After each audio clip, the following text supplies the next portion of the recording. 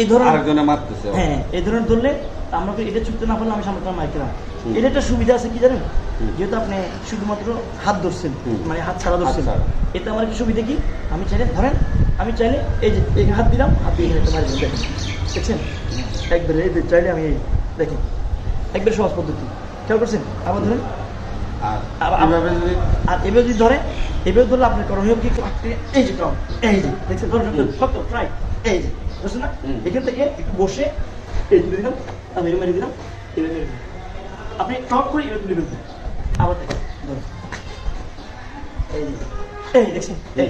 এটা আরো এভাবে মানে জায়গায় করে নিয়েছি, এই যেটা জায়গা করে নিয়েছি, এটা আরো পদ্ধতি আছে, আমি চাইলে এই জায়গায় ভিতরে হাতটা ঢুকিয়ে এই দেখেন অ্যান্ড দেখছেন। অত আমি করতে পারতেছি না এমন সিচুয়েশন, ধরুন আমি সবটুকু আমি পারতেছি না সেক্ষেত্রে আমি করতে পারেন, দেখে এই যে ট্রাই করলেন একটু একটু ফ্রি করে দেখেন, এই যে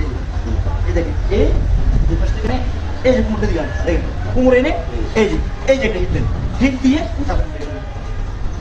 তাহলে কোমরটাকে আপনি জাস্ট এই বের করে এই দিলেন, তারপর হাত নিয়ে আসেন, আবার দেখেন। আমি যদি নাও পারি এই কোমরটাকে এই দেখেন, এই দেখছেন, এই দিলাম, এই দিয়ে ছাড়বেন এবং